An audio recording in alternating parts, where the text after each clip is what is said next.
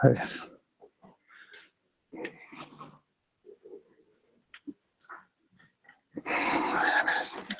Saca. Espérate. Prueba.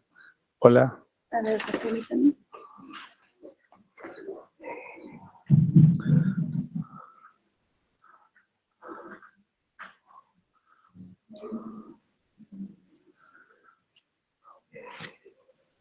Ventana.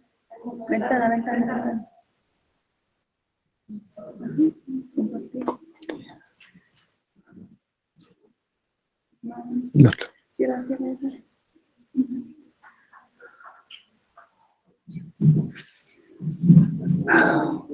Jóvenes,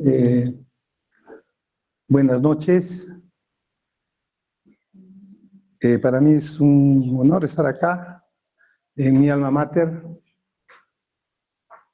Ya nosotros tenemos más de 30 años de egresados acá, en esa facultad. Qué bueno que organicen cursos de esta naturaleza para poder fortalecer sus conocimientos, y nosotros estamos ya a apoyarlos, a CIREX, a este ciclo de calidad. El tema que me han encomendado desarrollar es un tema por demás interesante, ya que nos permite hoy, con la tendencia, ver lo que es las banderas rojas. Los médicos están formados en una primera fase como médicos generales y van a enfrentar una situación de quejas, emergencias, urgencias, a lo largo de su pasaje por el internado, serums. El motivo principal es que nosotros, los doctores, los profesores, nos convertimos en sus acompañantes, en sus tutores, y hacemos de que el error disminuya. Entonces, tenemos que buscar estrategias para disminuir el daño que se puede ocasionar a un paciente y evitarnos los problemas médicos legales. Si bien es cierto, la neurología es un capítulo bastante extenso, muy grande. Es el capítulo uno de los más grandes de la medicina, y su semiología es demasiado extensa, tiene más de 2000 epónimos, cantidad de signos y síntomas. Entonces, es muy extenso. Solo voy a tocar unos cuantos tópicos. En este caso vamos a tocar cefalea. Y estamos viendo acá a Batman, ¿no? Dando la señal, ¿no? La señal, dame la señal de riesgo, ilumíname. Entonces, vamos a empezar con esta diapositiva que siempre se la presento a mis alumnos. Dice así: aló, doctor, ¿a que no adivina de dónde le llama el que usted decía que es hipocondriaco? Es el resumen de esta charla. Es decir, nosotros subestimamos a la patología y a veces la vemos muy sencilla. Ya no, es un dolor de cabeza, dale paracetamol. Le doy la cabeza, ya colóquenle su diclofenaco. Le doy la cabeza, ya que le coloquen el metamisol de una vez y que sea a su casa. Y eso ha ocurrido. Paciente de 44 años, viene a emergencia, 8 de la noche acompañado de su hija. Le dice, me duele la cabeza al médico de guardia. El médico le dice, ya, muy bien. Toma, la presión está normal, dale su metamisol y que sea a su casa y que venga mañana acá en neurólogo. El paciente siempre es obediente y se va a su casa, y a las 2 de la mañana el dolor vuelve a instalarse más intensamente y él lo traen casi con compromiso de conciencia. El paciente fallece a la media hora de que esté en emergencia. Necropsia, una hemorragia intracerebral. ¿Se pudo haber evitado? Si era 8 de la noche que fue, si le hubieran sacado una tomografía a las 8:30, tal vez hubiera pasado una unidad de cuidados, tal vez una cirugía, etc. La idea es esa. La idea es prevenir el daño. Entonces, nosotros tenemos que acostumbrarnos a buscar el riesgo que tiene nuestro paciente. Dolor de cabeza es muy común, muy frecuente. Hay 300 causas de dolor de cabeza. ¡Wow! 300 causas, y todas no les voy a preguntar al paciente en un minuto. No. Para eso existen las estrategias, y eso vamos a aprender hoy día. El dolor de cabeza, pues, es todo aquello que duele encima de la línea órbito-meatal, como ustedes ven de la zona orbitaria hacia el meato auditivo. Esa línea para arriba se llama dolor de cabeza. ¿Qué cosa duele? Las meninges, la dura madre, los vasos, las venas, las arterias, la dura madre, la pía madre, la aracnoides, pero no duele el parénquima cerebral, porque no tiene terminaciones libres dolorosas como lo tienen las anteriormente mencionadas. La clasificación de la cefalea del 2018 divide en 3 grupos a las cefaleas. Un primer grupo o primarias, donde está la cefalea migrañosa, la cefalea tensional, la cefalea trigémino-autonómica y otras cefaleas, como por ejemplo la tusígena, la cefalea en trueno primaria, por frío, por ejercicios, por presión, etc. Y existe un segundo grupo que son las cefaleas secundarias. Y las cefaleas secundarias tenemos, como su nombre lo indica, secundarias a algo. Y finalmente tenemos las neuropatías dolorosas, como las neuropatías de la neuritis de Arnold, la neuralgia del trigémino, hasta la neuritis óptica, son dolores específicos. Este es un artículo, ya tiene bastantes años, desde el 2019, donde se da un énfasis al uso de las banderas rojas. Y no solamente en cefalea, sino uso de banderas rojas en mareo o vértigo, en dolores de columna, en ACV. ¿Qué quiere decir bandera roja? Vamos a llamar signo de alarma. Es como esa banderita que ponen en Mollendo, en la playa número 3, prohibido meterse porque el oleaje está bravo y te puedes morir. Algo así. Tiene esa sinonimia. Una bandera roja significa que nos está dando una señal de alarma que puede haber riesgo detrás de esto. Entonces, en medicina, felizmente, la epidemiología nos dice lo siguiente, que el 95% de los dolores de cabeza son primarios y el 5% de dolores de cabeza son secundarios. Nadie se muere por una cefalea primaria llamado tensional, migraña, trigémino vascular y las otras, no muere ahí. La gente muere en la cefalea secundaria, 5%. O sea, imagínense, ¿no? ¿Y cuáles son estos signos de alarma? Benignos, miren, 98% en esta epidemia, primarias, pero las otras, ¿cuáles son? Principalmente, se nos puede pasar, ¿quién? Una hemorragia subaracnoidea, que es igualita a un dolor de cabeza por migraña. Se nos puede pasar una cefalea tensional también, o una arteritis de la temporal. Se nos puede pasar una disección de la arteria carótida u otra arteria del sistema. Esta disección produce un dolor de cabeza similar al dolor hemicraneal de una migraña. Otra, una trombosis venosa en una gestante o en una persona que tiene factores de coagulación alterados, puede provocarnos un dolor de cabeza que es muy similar a una migraña. Entonces, hay que darnos cuenta cuál es migraña y cuál no es migraña. Entonces, de eso se trata nuestra charla.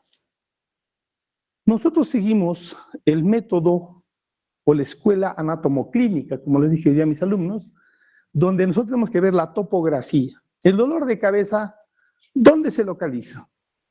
¿Qué localización topográfica tiene? En estricto cumplimiento de la topografía, no tiene una localización. Se llama encefálico difuso. Encefálico difuso. La cefalea es un encefálico difuso. Ya no porque me duele a mí la zona occipital, ahí está el daño, no. No es así, no hay correlación. Entonces, tenemos que nosotros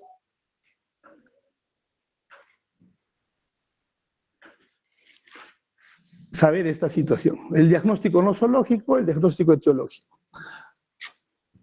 Apágalo, por favor, o sea, agárralo y apágalo. Sí, apágalo.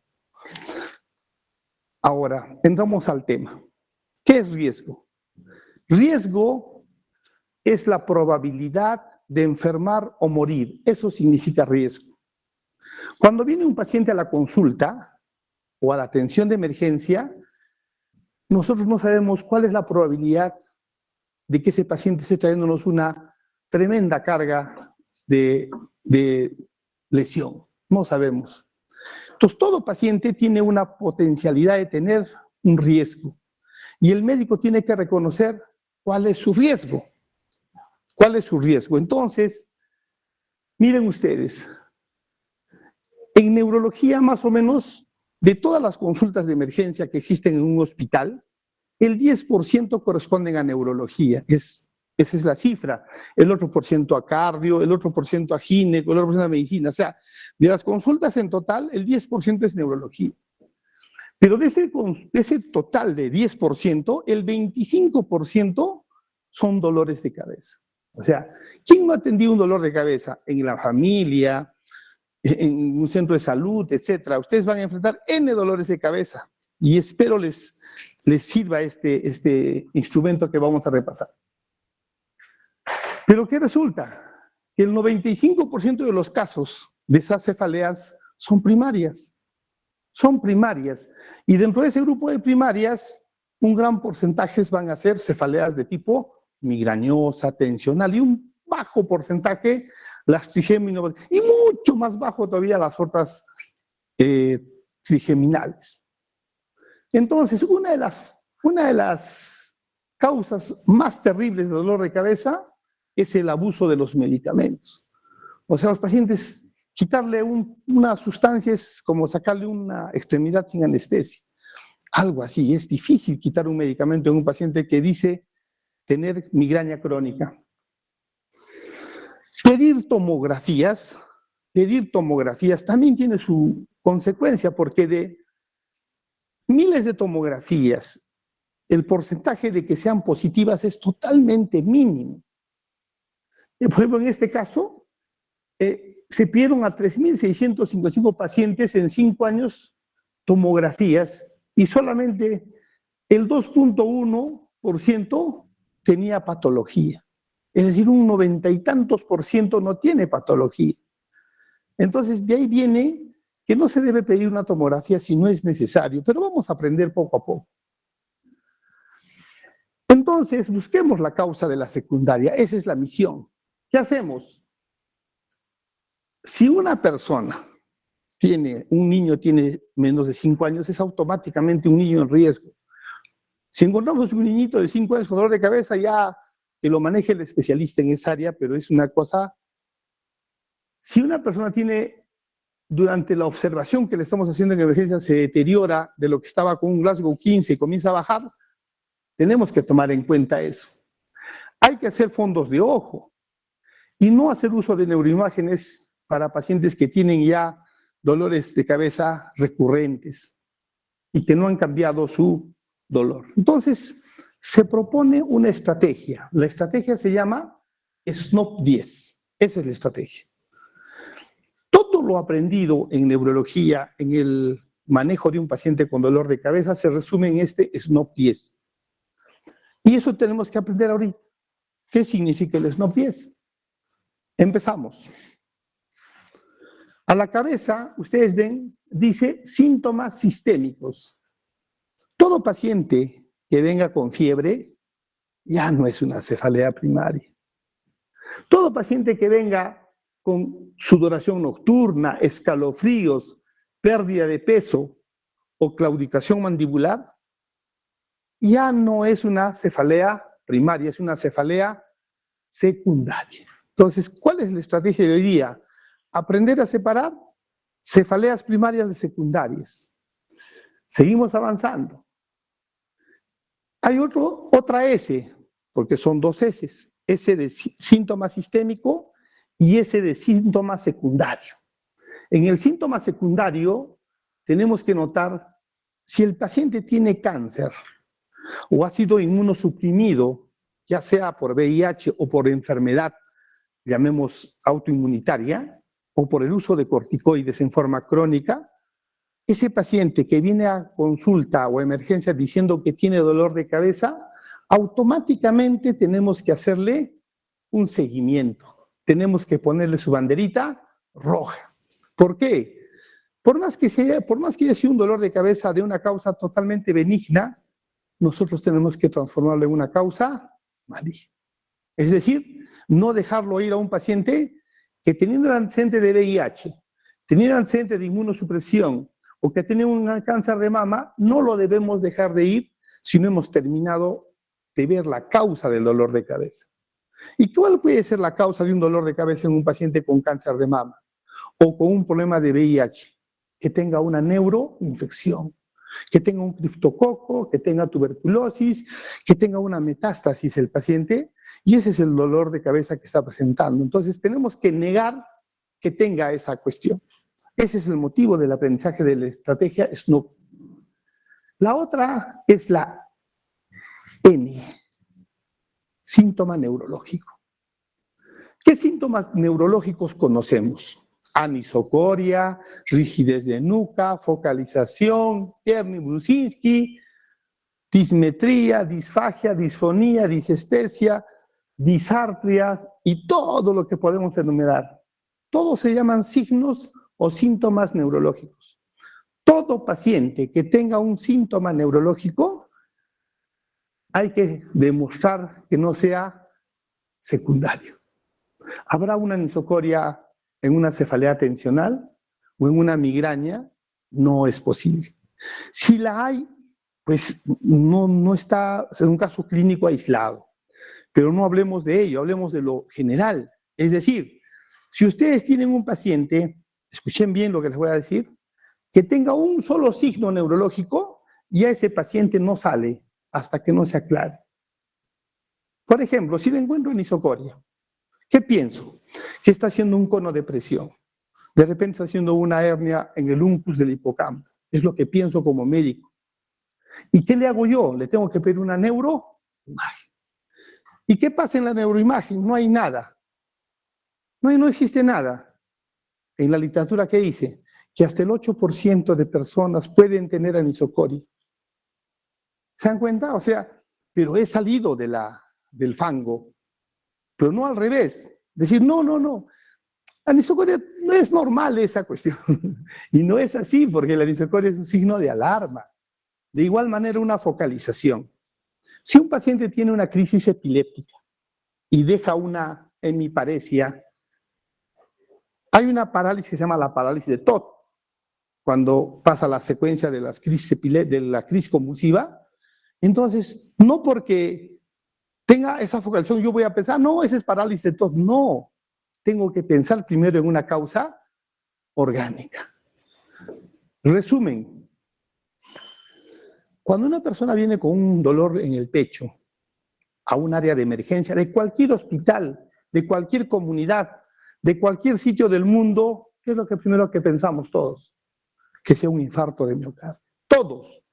Así sea el paciente psiquiátrico, esté enamorado, esté ebrio, sano, todos pensamos que un dolor en zona precordial es un infarto de miocardio hasta no demostrar lo contrario.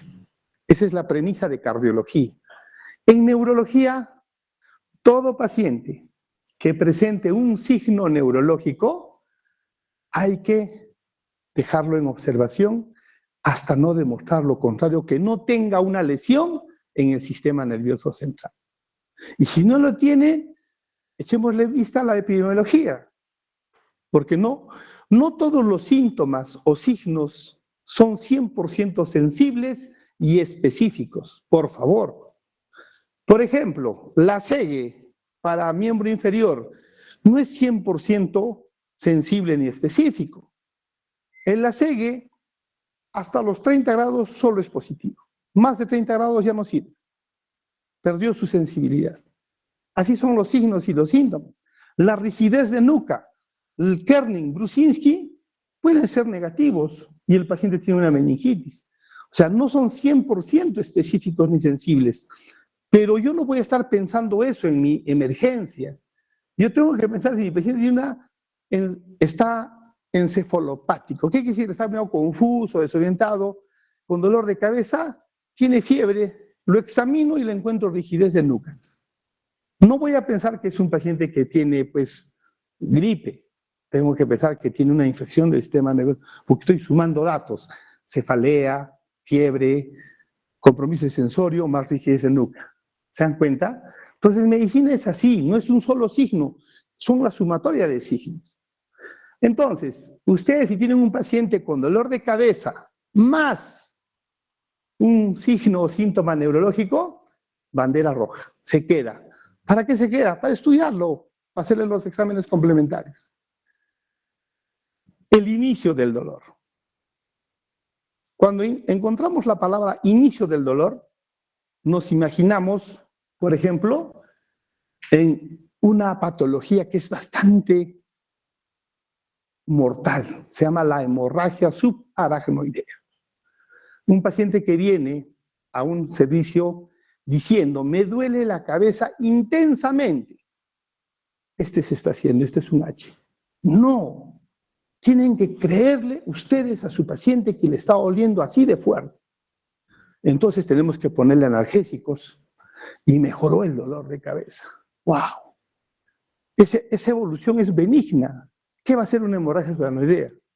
Pero si a ese mismo paciente le pongo analgésicos y comienza a vomitar y se vuelve pálido y comienza a poner una posición de antalgia, se agarra la cabeza, está irritable, no voy a pensar que se está haciendo y no mejora con la analgesia, ese paciente tiene una hemorragia subaracnoidea.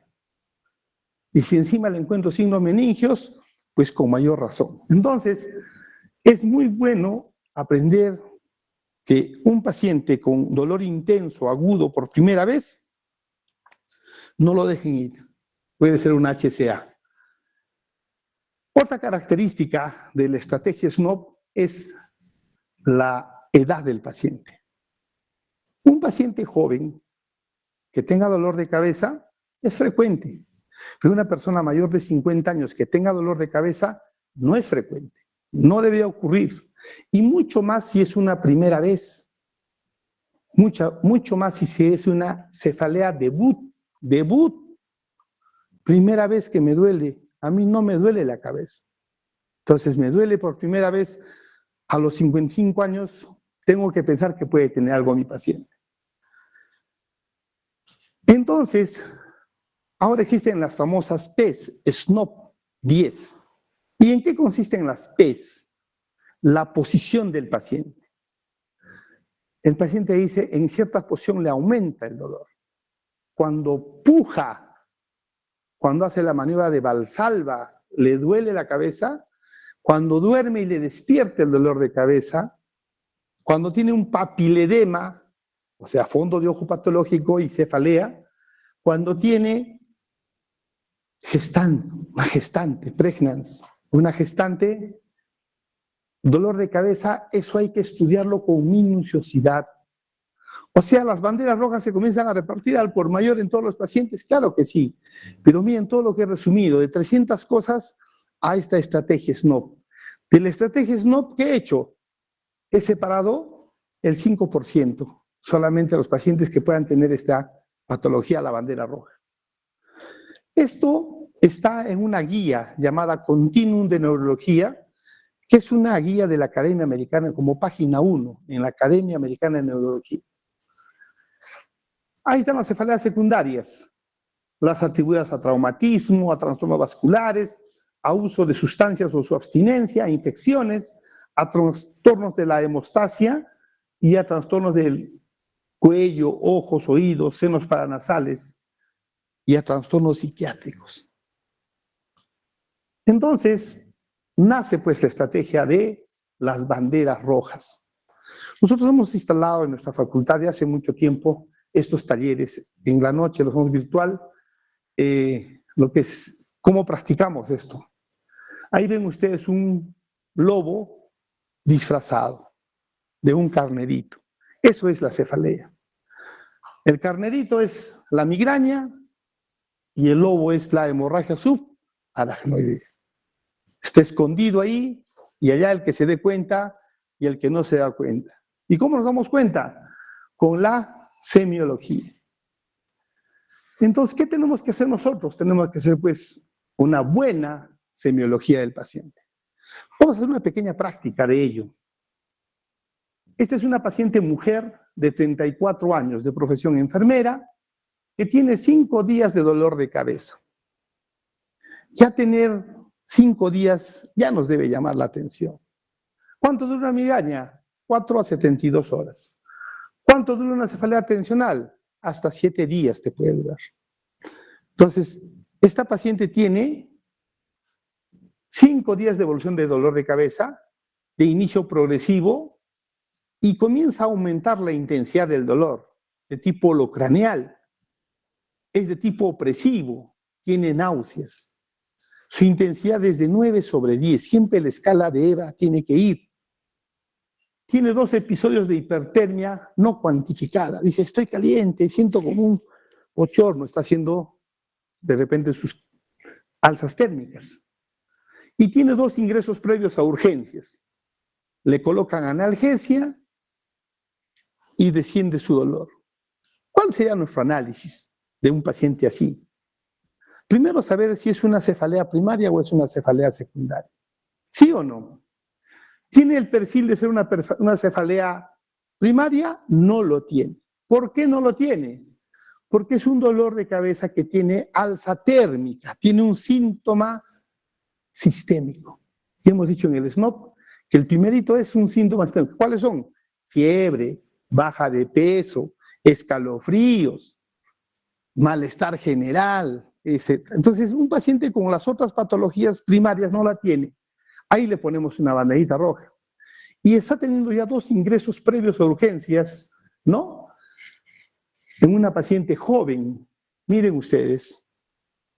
Entonces le comenzamos a poner su banderita roja a la fiebre, supuestamente, y a que con la analgesia desciende de intensidad, pero vuelve a él. Entonces, ¿qué tenemos que hacer nosotros frente a un paciente así? ¿Lo dejamos ir? No lo dejamos ir. ¿Qué hacemos? Le pedimos estudios de sangre y estudios de imagen, que es donde terminan nuestros pacientes.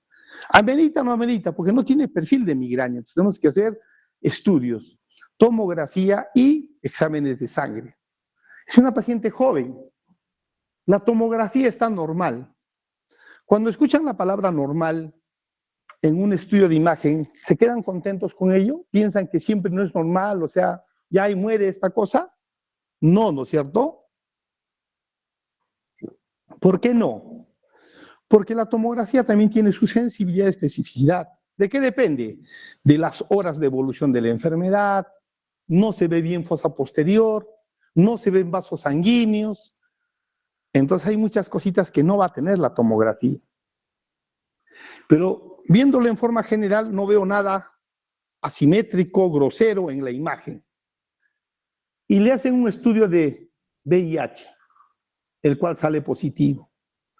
Le hacen una punción lumbar y encuentran, pues, proteinorraquia de 74, lo normal es hasta 35.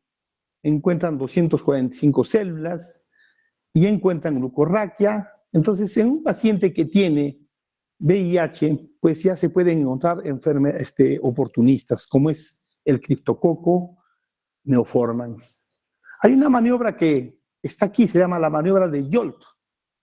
Entonces, no todo muere cuando tú le haces rigidez de nuca, Kerning, Brusinski. No, también hay otros signos que también debes aprender, como el signo de Yolt, que es moverle la cabeza al paciente y va a estar, no como el signo de rigidez de nuca de abajo hacia arriba, sino es moviéndole a los costados, va a haber rigidez en los costados.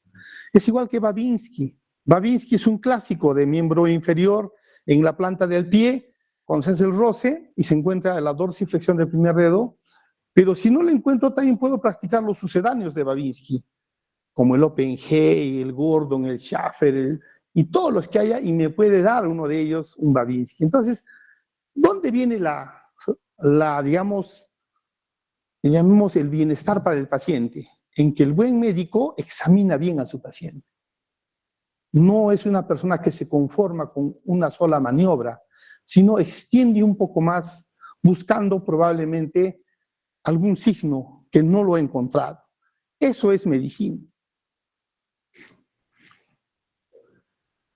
Ahí tienen ustedes, segundo caso clínico, paciente mujer de 75 años, 2 meses de evolución. Ya no es como el anterior de 5 días de evolución. Este es 2 meses de tipo progresivo y tiene ocasional veces dolor de cabeza. Tiene una hemicránea pulsátil, náuseas, intensidad 3/10, diario, picos de 8/10, o sea, se exacerba el dolor de cabeza. Hay un dato, pérdida de peso. La familia refiere un episodio de movimiento involuntario en brazo y en mi cara hace 20 días. Indaga con la semiología y no tiene más que se ha movido. Le encuentran en el examen una hemianopsia temporal izquierda y adenopatías cervicales. Y le sacan una tomografía simple y le sacan una tomografía de tórax. ¿Hasta dónde avanzamos? Miren, es una paciente ya de la tercera edad, con dolor de cabeza, pero tiene características que van en aumento su intensidad. Y hay pérdida de peso. Y hay movimientos involuntarios. Entonces ya tiene el paciente signos neurológicos que lo separan de una cefalea primaria. ¿Cuál es una cefalea primaria? La migraña, la tensional, no tiene ese perfil. Y con estas características de movimientos que pueden ser unas crisis epilépticas focales parciales, nos estaría diciendo el paciente que está haciendo probablemente una metástasis en el sistema nervioso central. Le sacamos una tomografía, vamos a poner las banderas rojas donde corresponde. Tiene varias banderitas rojas nuestro paciente. ¿Qué tenemos? Una imagen. Ahí está la tomografía. ¿Qué observamos en la tomografía? En la parte derecha es distinta a la parte izquierda. Hay una imagen de hipodensidad, pero que tiene una característica que es como una especie de U. Se llama en guante. Y eso se llama edema vasogénico. Los edemas se dividen en dos. Edema vasogénico y edema citotóxico. El edema citotóxico es propio de una ACV, donde la muerte es de la célula propiamente, o sea, de la membrana celular. Mientras que en un tumor se da un edema de tipo vasogénico, que es la alteración de la barrera hematoencefálica. Entonces, esta lesión que ustedes ven acá, que no se ve tan bien por, bueno, la calidad de la diapositiva, tiene un edema en dedo de guante, y eso corresponde a un edema vasogénico. Entonces, eso es probablemente el foco de la crisis de nuestro paciente de tipo motor. Una metástasis cerebral. Un paciente de 47 años con historia de episodios de tipo migraña episódica una vez por año. Miren, ahí el paciente tiene antecedentes de migraña hace un año. Y actualmente tiene una semana de dolor de cabeza global de 5/10, pero tiene un signo llamado visión borrosa. O sea, se ha agregado un signo neurológico, visión borrosa. Y es un signo neurológico. Y también le encuentran en el examen que tiene una alteración del recto externo derecho. O sea, su ojito no puede mirar hacia afuera, sino se va hacia adentro por el recto interno o tercer par craneal. Entonces, ya nos está dando signos de ¿qué? De una lesión en el sistema nervioso. Le sacan una tomografía simple, pero el paciente tiene antecedentes de ser fumador, obeso y también es hipertenso. O sea, tiene factores de riesgo este pacientito para hacer ¿qué cosa? Una enfermedad vascular. Entonces, banderas rojas, visión borrosa, compromiso del sexto par. ¿Y qué observamos? Una tomografía donde en el tronco cerebral hay una imagen redondita, hipodensa, es un ACV de tronco cerebral. Entonces, el paciente ha hecho esta lesión, por eso tiene compromiso del sexto par. Esto es una cefalea secundaria. Caso clínico, hombre de 54 años, historia de cefalea súbita. Ya hemos aprendido el tema. Espero que toditos, el 100% ya sepan toda la respuesta. Cefalea súbita, intensa, desde el inicio de 4 días de evolución, sin historia de dolores de cabeza previa. Se le valora en urgencia, se le dan analgésicos, no mejora. ¿Se imaginan que mejore una hemorragia subaracnoidea con analgésicos? No mejora. Y una tomografía normal. ¡Wow! ¿Y por qué hemorragia si tiene tomografía normal? ¿Cuál sería la explicación?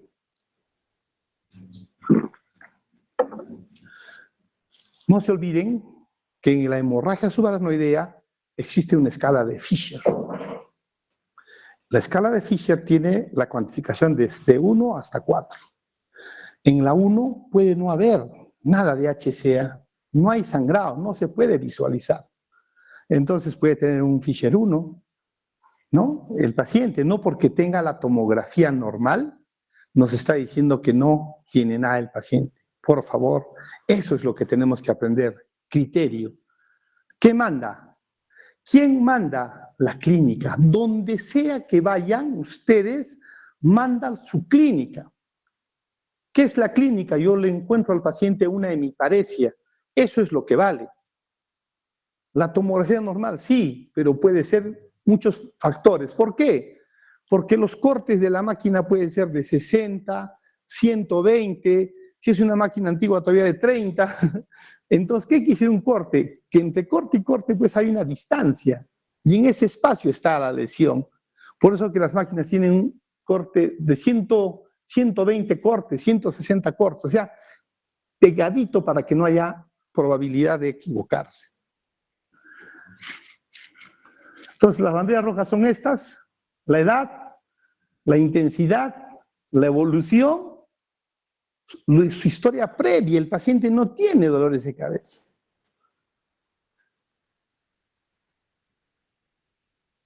Le hacen una punción lumbar a este paciente. La punción lumbar es un procedimiento por demás interesante. Entonces, le sacan y le encuentran un líquido xantocrómico. ¿Qué quiere decir? Que está medio manchadito hacia color rojizo. Así.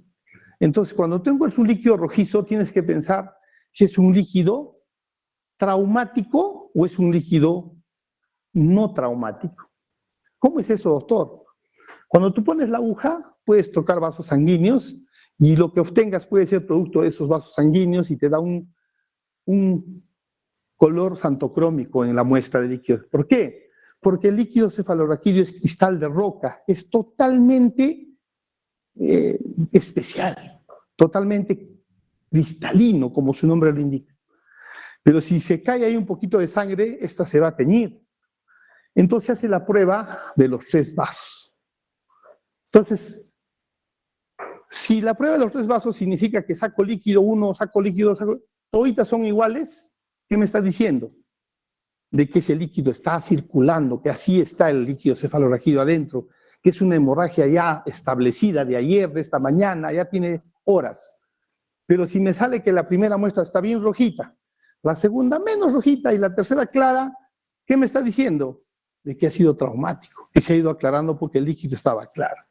Esa es la prueba macroscópica, visual del que hace la punción. Pero ¿cuál es la segunda prueba? Lo tiene que mandar a una centrifugación de los hematíes. En esta centrifugación de los hematíes pueden haber 2 opciones: crenados y eritrocitos enteros. Si la muestra tiene crenados, 60, 70, o sea, la mayoría son crenados, significa de que el líquido está así, está con una hemorragia subaracnoidea. Pero tiene que haber un periodo de menos de 30 minutos para hacer la prueba. Pero si este líquido cefalorraquídeo en menos de 30 minutos me da una muestra de hematíes enteros de 60-70% al revés, me dice que esto es traumático. Entonces, esas cositas tenemos que aprender nosotros al momento de interpretar un líquido cefalorraquídeo. Obviamente este no es el caso ahorita para aprenderlo tan intensamente, pero esta paciente tiene esas cosas. Tiene crenados, tiene proteinorraquia. Entonces estamos hablando de ¿qué? De que puede ser un sangrado por una hemorragia subaracnoidea. Le hacen una un estudio y le encuentran un aneurisma de la comunicante anterior. ¡Wow! Esto es importante, saber cuál arteria puede ser. Historia de 5 meses de evolución, localización temporal en sienes, ¿no? Alternante. Dolor en maxilar inferior y en ocasiones con claudicación. Tiene 3 episodios de amaurosis monocular, alternante, sin déficit visual hasta la fecha. Signos de alarma, muchos. La amaurosis, ¿no? No tiene antecedentes. Entonces, ¿qué cosa significa amaurosis fugaz? Es la pérdida de la visión transitoriamente en una persona, y eso se da principalmente en los accidentes isquémicos transitorios. Pero en este caso hay una patología muy especial. La persona tiene un dolor en la zona de las sienes y tiene más de 50 años. Y siempre es bueno observar en nuestros pacientes el territorio de la temporal. Y miren cómo se muestra. Protruida, saltando. Entonces, ¿qué podemos concluir? De que se trata pues de un problema de la arteria temporal. Y esto ocasiona pérdida de la visión. Si es que no lo tratamos a tiempo, son cefaleas muy intensas, pero hay que mirar la zona del territorio de la temporal. ¿Cómo estamos con el tiempo?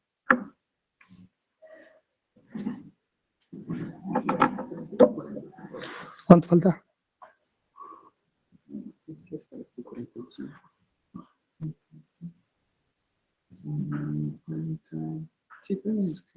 Cinco. Allá, seguimos entonces. Bien. Este casito es interesante. Es un caso clínico, perfecto. Mujer de 28 años, tiene 31 semanas de gestación, con esa fórmula obstétrica, tiene un aborto. Entonces, toda paciente gestante, jóvenes, debe ser puesta en una lupa, porque la gestante es una caja de Pandora. Tiene muchas cositas que pueden estar ocurriendo a nivel de sus cambios que está ocasionando la gestación. Y uno de los cambios es a nivel de la coagulación. Son pacientes que pueden formar coágulos rápidamente. Entonces siempre hay que tener presente eso. Pero miren ustedes, tiene 5 años de migraña episódica crónica, 3 días de cefalea persistente, de inicio súbito. Cualquiera puede decir, pero si la paciente tiene migraña, esto es su migraña nada más. Pero tiene una característica, tiene presencia de fosfenos, o sea, mira lucecitas, mira estrellitas, tiene vómitos, pero el dolor de cabeza es mayor con la maniobra de Valsalva y no hay respuesta a los analgésicos. Su examen neurológico es normal, todo es clínico. Le duele mucho, vomita, es más intenso. La paciente tiene antecedente de lupus. Entonces, hay un signo aquí que quiero que observen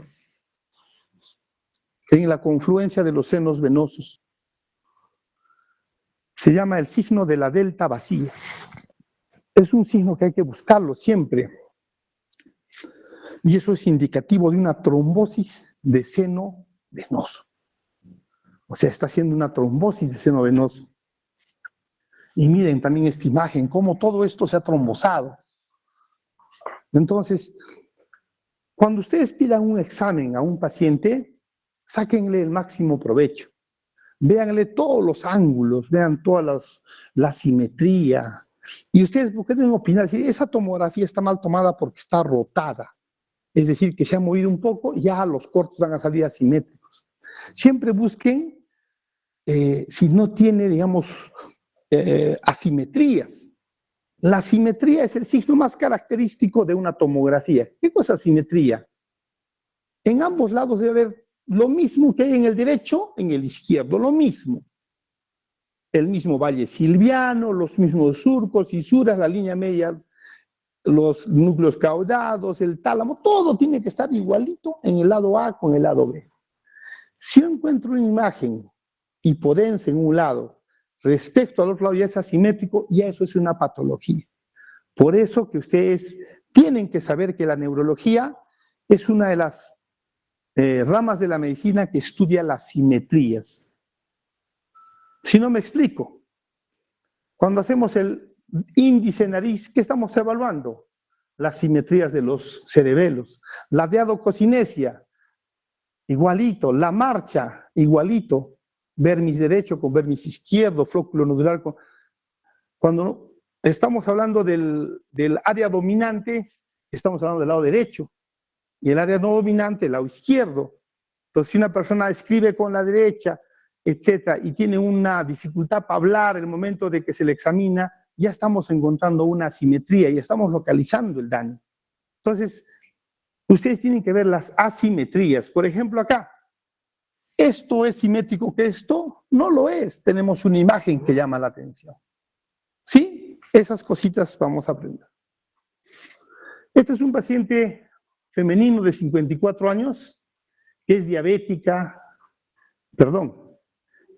hipertensa, fuma, toma, tiene factores de riesgo.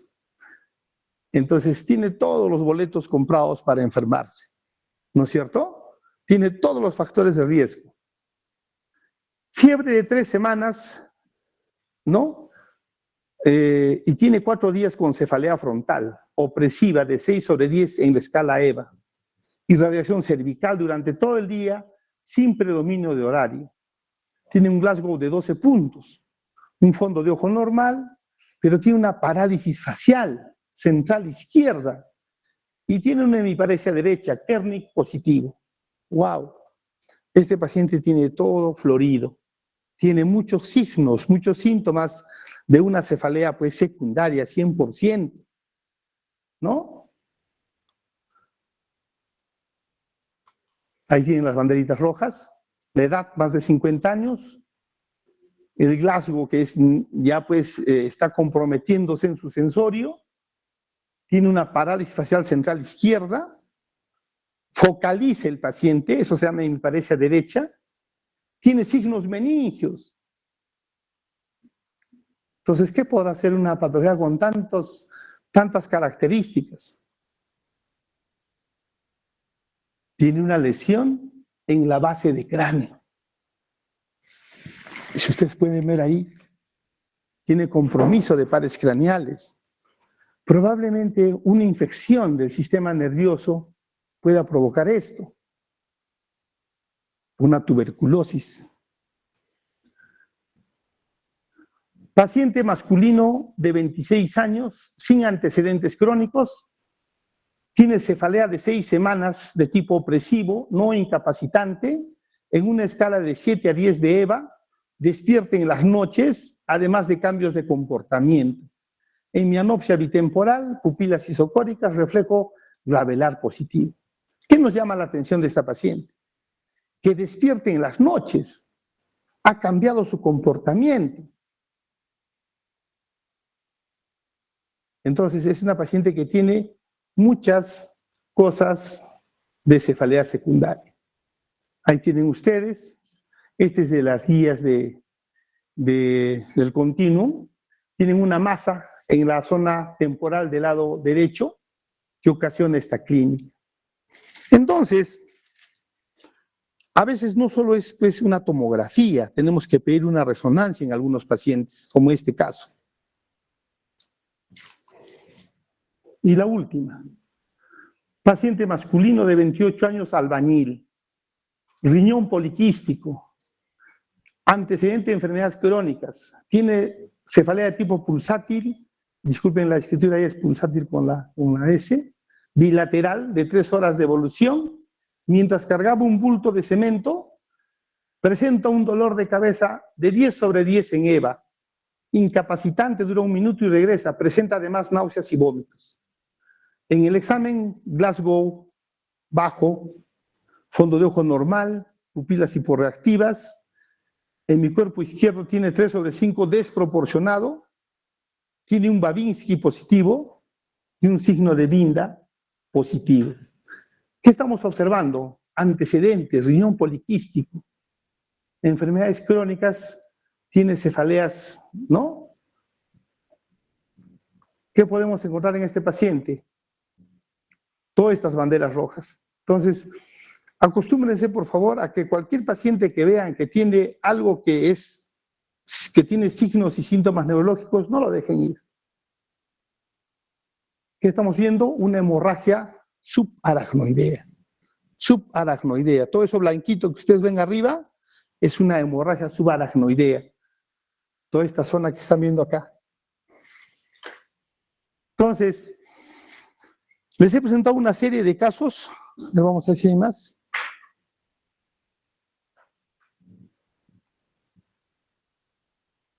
Esta ya la hemos presentado. Este es un caso también interesante. Dice, 29 años, ama de casa, embarazo en sus 32 semanas de gestación. Migraña desde los 14 años, caracterizada por pulsaciones de 8/10 en EVA, hemicraniana derecha, con síntomas autonómicos. Mejora con AINES, ese es su antecedente de la paciente. Es migrañosa, 14 años, su dolor es de esas características intenso, pero mejoraba con AINES. Y miren lo que pasa. Ahora tiene una cefalea pulsátil, bilateral, de 3 días de evolución, es más corto, pero que empeora con los esfuerzos y no mejora con los AINES ni al reposo. ¿Qué está pasando con esta paciente? Ha cambiado su perfil de dolor. Ese cambio nos debe llamar la atención.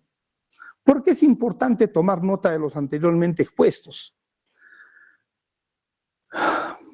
Cuando pasa una desgracia en un hospital, el fiscal pide la guía de atención del hospital. El libro, en base a qué nosotros atendemos. Nosotros no podemos atender porque nos da la gana, así, a mi criterio, yo pienso que es así y lo atiendo. No es así. Nosotros estamos basados en guías, en protocolos. Entonces, tú tienes que demostrar de que tú has actuado adecuadamente. Entonces, te va a decir el juez a ti, ¿por qué usted no le pidió una tomografía si el paciente había cambiado su intensidad de dolor? Dice antes que le calmaba, ahora ya no le calma. Entonces, ahí viene la pregunta. Ustedes tienen que adecuarse a las guías, a los protocolos. Esto es producto de unas guías, es una guía americana para todos los neurólogos del mundo. Lo adaptan las guías nacionales, las guías europeas, porque ha dado buen resultado para separar a un paciente primario de secundario, como es este caso. Mejoraba con los AINES, ahora no mejora. Empeora con el esfuerzo, puja y le duele. Ese dato es suficiente para que nosotros tomemos en consideración. Entonces, todos le ponemos banderas rojas a las zonas clave. Parestesias de pierna derecha.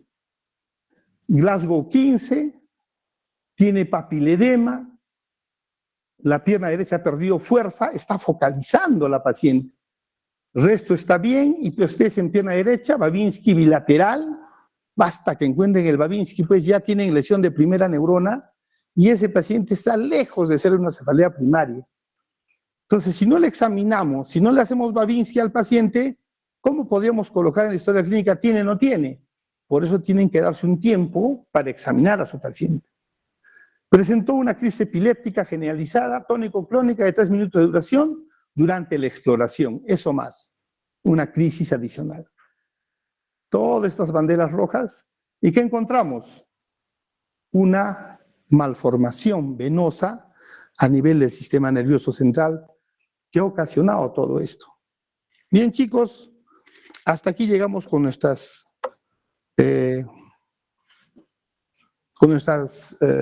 propuestas de las banderas rojas y esperamos de ustedes sus preguntas. Adelante.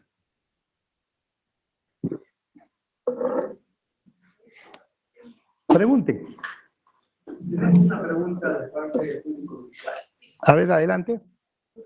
Doctor, tengo un paciente con rigidez bucal. Doctor, tengo un paciente con rigidez bucal, fotofobia y una masa muy dura detrás del oído, que irradia dolor hacia la región bucal. Durante los primeros 4 días presentó fiebre leve. ¿Esta ¿Esto podría relacionarse solo con estrés o tensión muscular? ¿En qué momento estos signos deben considerarse de alarma y requerir una evaluación urgente? Ahí está, interesante. Interesante. Una masa, dice, ¿no? Una masa, no sabemos si es por una contractura o es una masa que tiene tales características. Siempre ustedes tienen que preguntarse si es una masa de bordes fijos, dolorosa la palpación, o solamente es una contractura de su musculatura cervical. Hay una patología que se llama la cefalea tensional, que es una patología propia de los músculos de la zona occipital y del cuello, que se contraen y producen pues dolor, pero no al nivel de formar una masa, ¿no? O sea, no podría ser alguna otra cosa, un lipoma, por ejemplo, adicionado, y habría que hacerle pues una ecografía de esa zona y verificar, pero de todas maneras no es una cefalea tensional, no es una cefalea migrañosa. Hemos hablado a lo largo de la charla de estas, y no hemos dicho qué cosa es la migraña ni qué cosa es la tensional. Tienen que conocer eso. Sí, doctor. También tenemos otra pregunta, también del ámbito virtual. Dice así. En una paciente fémina de 21 años con antecedente de migraña desde hace 1 año y medio, sin presencia de factores de riesgo, pero de forma repentina presenta visión borrosa de ojo derecho permanente y dolor ocasional en el mismo ojo. ¿Representaría una bandera roja en neurología? ¿Cómo se podría diferenciar una migraña de una neuritis óptica? Ahí está. Qué interesante, ¿no? La neuritis, partamos por lo más grave. La neuritis óptica es una enfermedad del nervio óptico y tiene signos que lo hacen como tal. ¿Cuáles son esos signos? Primero es el dolor. Dolor de la zona ocular y retroocular, con pérdida de la visión.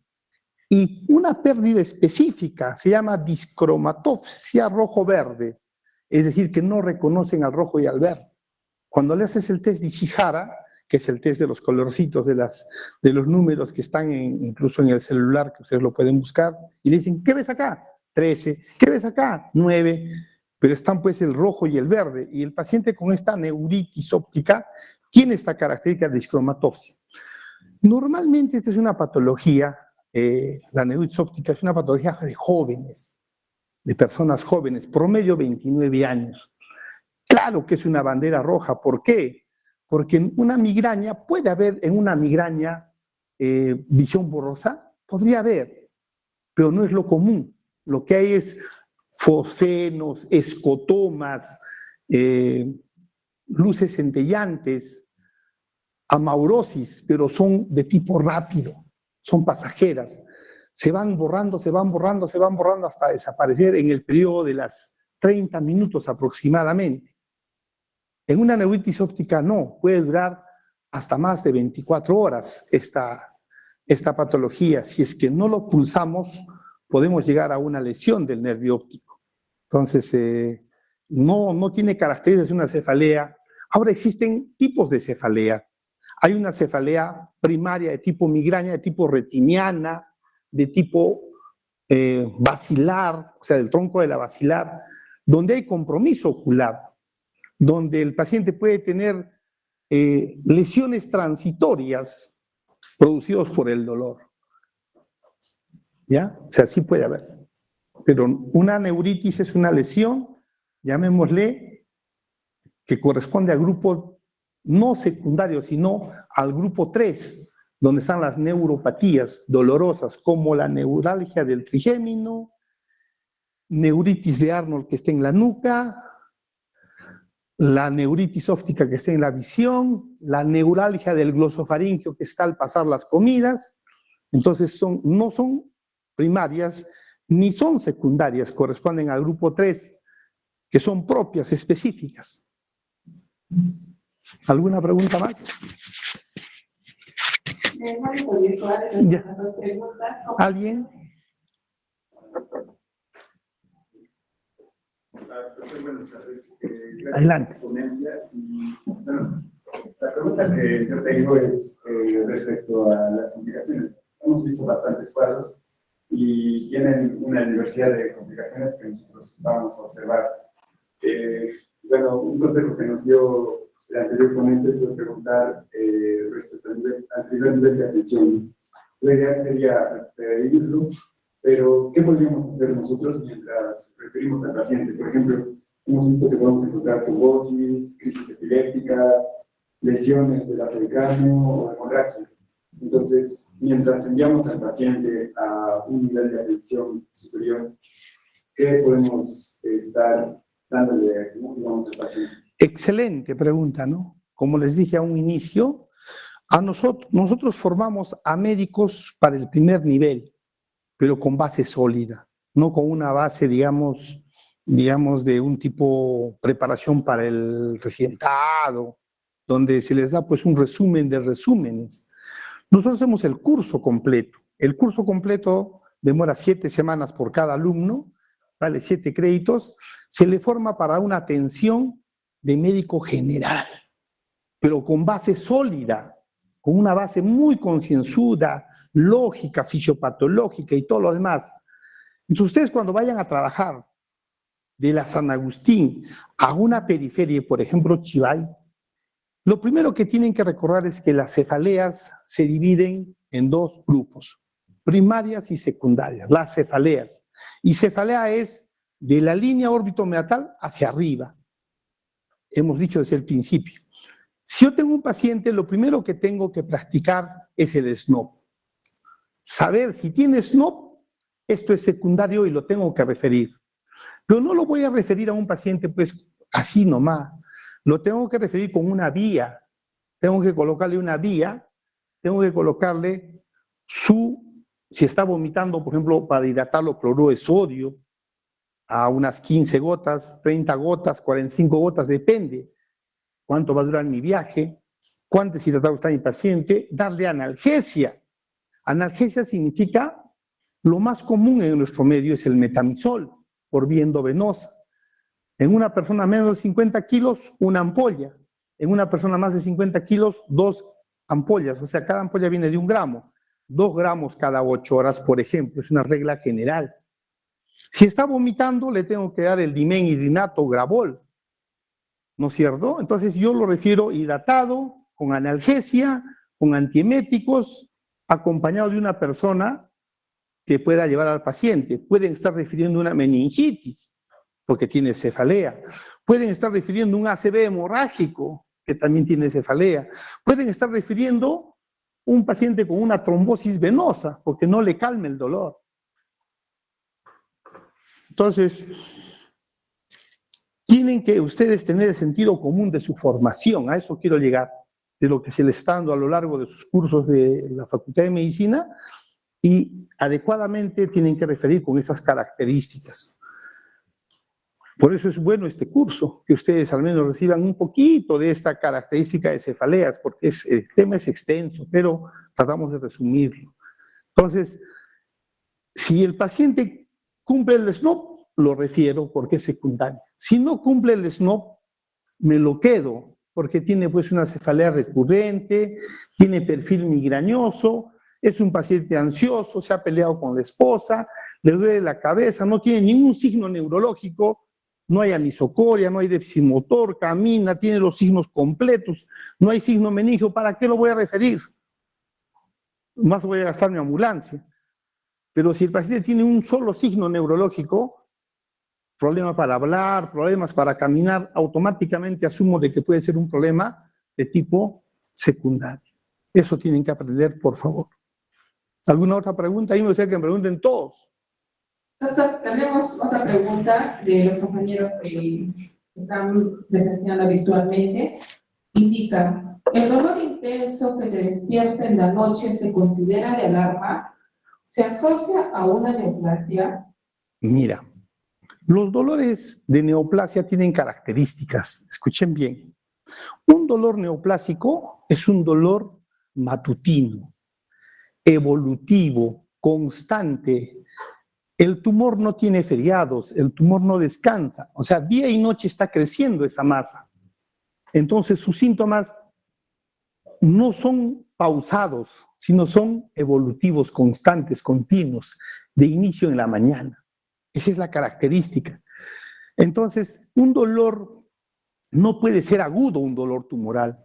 Un dolor tumoral es progresivo, lento, poco a poco, mientras va creciendo, va dando el dolor de cabeza y se agregará después el vómito y se agregará la discapacidad, dependiendo cuán grande sea el tumor y qué zona esté ocupando. Entonces ha crecido la masa. Pero si te despierta en la noche, puede ser un síntoma de hipertensión endocraniana. A eso le llamamos nosotros las cefaleas nocturnas, que pueden aumentar con el esfuerzo, con el pujo. Te despierta en la noche, es un signo de alarma. No puede levantarte, no puede despertarte un dolor de cabeza fácilmente, no tiene que haber algo más. Entonces hay que explorar eso. ¿Que puede ser un tumor? Claro que sí, puede ser un tumor, pero si es agudo el dolor de un momento a otro, en la noche me despierta, puede ser un ACV hemorrágico. El ACV hemorrágico tiene normalmente la presión del ser humano se eleva a las 3 de la mañana, según ritmo circadiano, 5 de la mañana, y es la hora donde se presentan la mayor cantidad de ACVs. Y si tienes un vaso débil en el sistema nervioso, pues puedes tener un ACV hemorrágico en la noche, te despierta, 3 de la mañana, 5 de la mañana, lo llevan al hospital, sacan tomografía y hecho un ACV hemorrágico. Esa es una probabilidad. Gracias, doctor. ¿Algún otro compañero que quiera hacer? Creo que no, doctor. Muchas gracias, más bien. Gracias, presidente. Sí. A ustedes las gracias. Doctor, muchas gracias. Creo que hemos visto mucho de la parte neurológica. Doctor, tiene razón en la parte de que nos faltan muchas más horas, pero el objetivo del curso es abarcar toda la mayor parte de la defensa en la parte izquierda. Muchas gracias, doctor. Un presente de parte del ciclo de Ahí está. Esperemos que nos pueda acompañar algún otro curso. Listo. Encantados. Listo, gracias. Gracias.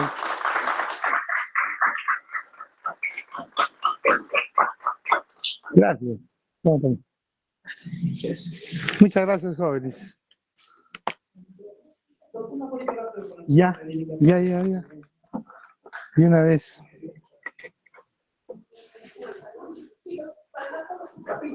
Allá. Completen todos los espacios, chicos. Repito, porque el señor Mario nos quiere pegar. Allá.